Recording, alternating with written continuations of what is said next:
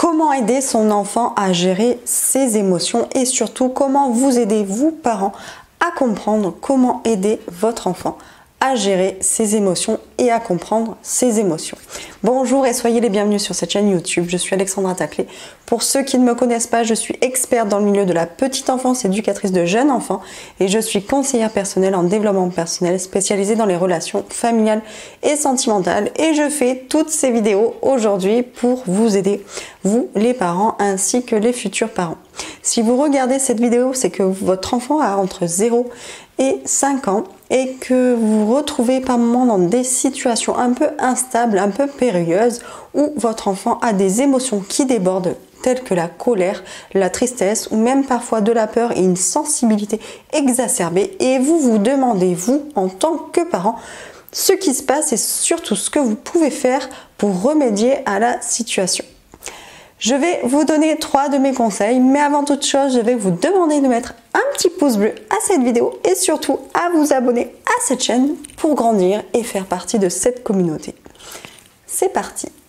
Lorsque les émotions de votre enfant débordent, le premier conseil que j'ai à vous transmettre est d'essayer de comprendre le pourquoi.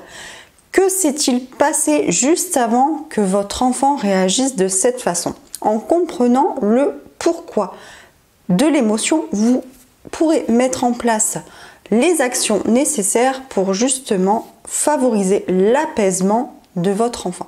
En comprenant le pourquoi votre enfant a réagi de telle manière, vous pourrez alors plus facilement comprendre comment et surtout quoi mettre en place pour le calmer le plus rapidement possible. Si par exemple il se met en colère parce que un de ses cousins ou un de ses copains lui a pris un jouet, alors expliquez-lui le partage, expliquez-lui qu'il sera possible de trouver également un autre jouet et expliquez-lui qu'il est aussi possible de dire les choses avec des mots plutôt que dans l'agressivité. Encouragez-le à la discussion, à la communication et essayez, comme je vous disais, de comprendre son pourquoi. Le deuxième conseil que j'ai à vous donner, chers parents, et ceci est un remède miracle, est un remède magique en ce qui concerne les émotions un peu mauvaises de vos enfants comme la colère, la peur, la sensibilité exacerbée. Le meilleur remède que vous puissiez trouver est le jeu, mais pas n'importe quel jeu en fonction des émotions que votre enfant a besoin d'exprimer. Si votre enfant a besoin d'exprimer la colère, alors la peinture ou une séance de psychomotricité sera idéale pour qu'il puisse exprimer ce trop-plein d'énergie négative autrement que par l'agressivité. Il pourra par la peinture exprimer et extérioriser ses émotions et il pourra par la motricité se dépenser physiquement et dégager toute cette énergie débordante autrement que par l'agressivité. Donc pensez au jeu.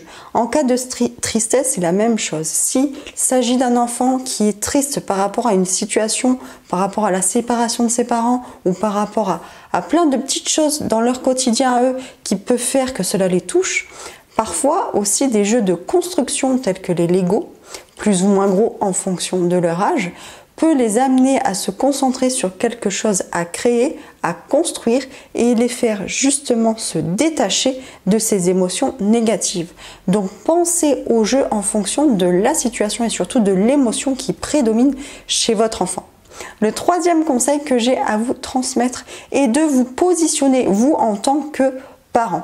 Un enfant, pour être stable émotionnellement, a besoin d'un socle, d'une base solide.